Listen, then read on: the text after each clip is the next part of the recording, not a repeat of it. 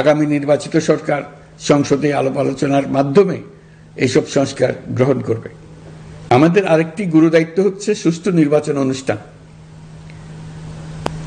আমি ঘোষণা করেছি যে আগামী ফেব্রুয়ারির প্রথমার্ধে জাতীয় সংসদ নির্বাচন অনুষ্ঠিত হতে যাচ্ছে। এই নির্বাচন উৎসব মুখর, অংশগ্রহণমূলক ও সুষ্ঠুভাবে অনুষ্ঠানের জন্য আমরা সব প্রস্তুতি গ্রহণ করছি।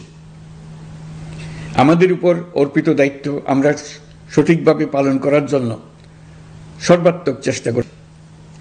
রাষ্ট্র কাঠামো সংস্কারের প্রস্তাব তৈরির লক্ষ্যে জাতীয় ঐকমত্য কমিশন নিরলসভাবে গত প্রায় 9 মাস ধরে কাজ করেছে।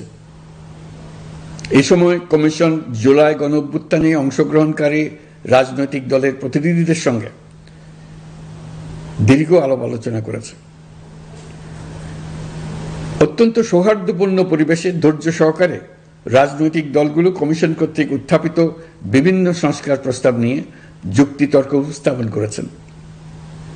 মতের পার্থক্য থাকলেও তা কমিয়ে আনার চেষ্টা করেছেন। অনেক বিষয়ে ঐকমত্যে আসতে পেরেছেন। দেশবাসী সরাসরি সম্প্রচারের মাধ্যমে এই পুরো কার্যক্রম দেখতে পেরেছেন। এটি বাংলাদেশের রাজনীতির ক্ষেত্রে তো বটেই, পৃথিবীর অনেক দেশের জন্য এক অভূতপূর্ব ঘটনা। এটি ভবিষ্যৎ রাজনীতির জন্য আশাব্যঞ্জক। আমি ঐকমত্য কমিশনের সদস্যদের এবং রাজনৈতিক দলগুলোর নেতৃবৃন্দকে গণতান্ত্রিক চর্চার এই অসাধারণ আয়োজনকে সফল করার জন্য আবারও আন্তরিক ধন্যবাদ জানাচ্ছি। ঐকমত্য কমিশনের প্রণীত জুলাই সনদে সংবিধান বিষয়ক 30টি গুরুত্বপূর্ণ সংস্কার প্রস্তাবে রাজনৈতিক দলগুলোর মধ্যে ঐকমত্য তৈরি হয়েছে। এটি একটি ঐতিহাসিক অর্জন। কিছু প্রস্তাবে সামান্য ভিন্ন মত আছে, বাকি অল্প কিছু প্রস্তাবে আপাতদৃষ্টে মনে হয় অনেক দূরত্ব আছে, যা গণতান্ত্রিক প্রক্রিয়ায় অস্বাভাবিক কিছু না। তবে খতিয়ে দেখলে দেখা যায় যে এইসব প্রস্তাবগুলোর ক্ষেত্রেও আসলে মতভিন্নতা খুব গভীর নয়।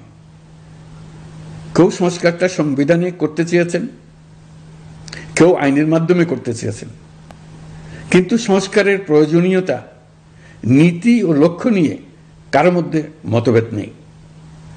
কাজেই রাজনৈতিক দলগুলোর প্রকাশ্য বক্তব্য যতখানি পরস্পর বিরোধী অবস্থানে আছে বলে মনে হয়, জুলাই সনদ সঠিকভাবে বিশ্লেষণ করলে ততখানি মত পার্থক্য দেখা যায় না। এটি আমাদের অনন্য অর্জন। এতে জাতি এগিয়ে যেতে সাহসী হয়। এসব বিবেচনায় রেখে এবং রাজনৈতিক দলগুলো কর্তৃক স্বাক্ষরিত জুলাই সনদকে মূল দলিল হিসেবে ধরে নিয়ে অন্তর্বর্তী সরকার আজকের উপদেষ্টা মণ্ডলীর সভায় জুলাই জাতীয় সনদ সংবিধান সংস্কার বাস্তবায়ন আদেশ 2025 অনুমোদন করেছে। এটা বিরাট খবর। প্রয়োজনীয় স্বাক্ষর শেষে এটি ইতিমধ্যে গেজেট নোটিফিকেশন করার পর্যায়ে পৌঁছে গেছে। জুলাই সনদ বাস্তবায়নের লক্ষ্যে এই আদেশে আমরা গুরুত্বপূর্ণ কিছু বিধান গ্রহণ করেছি। এর মধ্যে রয়েছে সনদের সংবিধান বিষয়ক সংস্কার প্রস্তাবনার উপর গণভোট অনুষ্ঠান এবং পরবর্তী সময়ে সংবিধান সংস্কার পরিষদ গঠনের সিদ্ধান্ত।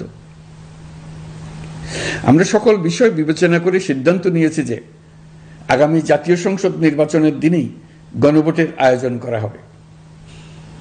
অর্থাৎ জাতীয় নির্বাচনের মতো গণভোটও ফেব্রুয়ারির প্রথমার্ধে একই দিনে অনুষ্ঠিত হবে। এতে সংস্কারের লক্ষ্য কোনোভাবে বাধাগ্রস্ত হবে না। নির্বাচন আরো উৎসবমুখর ও সাশ্রয়ী হবে। গণভোট অনুষ্ঠানের লক্ষ্যে উপযুক্ত সময়ে প্রয়োজনীয় আইন প্রণয়ন করা হবে। জুলাই সনদের আলোকে আমরা গণভোটের ব্যালটে উপস্থাপনীয় প্রশ্নও নির্ধারণ করেছি। আমি প্রশ্নটি এখন আপনাদের সামনে পাঠ করে শোনাচ্ছি। প্রশ্নটি হবে এরকম: আপনি কি জুলাই জাতীয় সনদ সংবিধান সংস্কার বাস্তবায়ন আদেশ 2025 এবং জুলাই জাতীয় সনদের লিপিবদ্ধ সংবিধান সংস্কার সম্পর্কিত নিম্নলিখিত প্রস্তাবগুলোর প্রতি আপনার সম্মতি জ্ঞাপন করছেন? ক, নির্বাচনকালীন সময়ে তত্ত্বাবধায়ক সরকার, নির্বাচন কমিশন এবং অন্যান্য সাংবিধানিক প্রতিষ্ঠান অন্যান্য সাংবিধানিক প্রতিষ্ঠান জুলাই সনদে বর্ণিত প্রক্রিয়ার আলোকে গঠন করা হবে। খ, আগামী সংসদ হবে 2 কক্ষ বিশিষ্ট। জাতীয় সংসদ নির্বাচনে দলগুলোর প্রাপ্ত ভোটের অনুপাতে 100 জন সদস্য বিশিষ্ট একটি উচ্চকক্ষ গঠিত হবে এবং সংবিধান সংশোধন করতে হলে উচ্চকক্ষের সংখ্যাগরিষ্ঠ সদস্যের অনুমোদন দরকার হবে।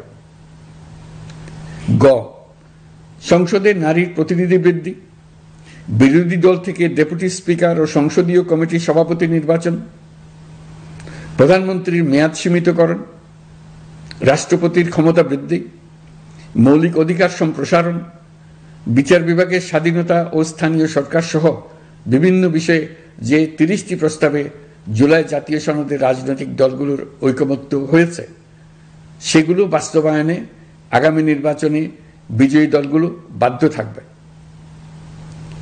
ঘ, জুলাই সনদে বর্ণিত অন্যান্য সংস্কার রাজনৈতিক দলগুলোর প্রতিশ্রুতি অনুসারে বাস্তবায়ন করা হবে।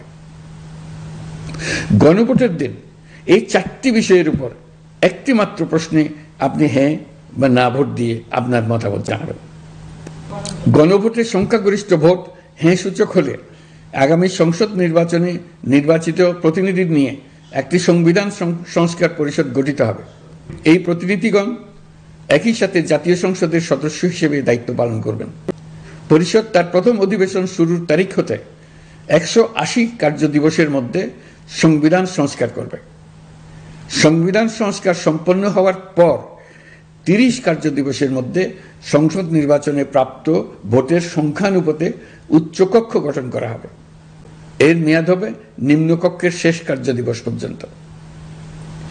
জুলাই সনদ বাস্তবায়নের অঙ্গীকারনামা অনুসারে সংবিধানে জুলাই জাতীয় সনদ অন্তর্ভুক্ত করার ব্যবস্থা গ্রহণ করা হবে।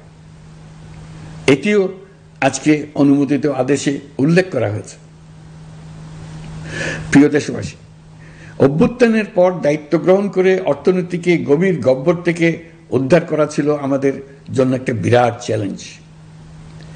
গত 15 মাসে আমরা সেই চ্যালেঞ্জ উতরাতে সক্ষম হয়েছে।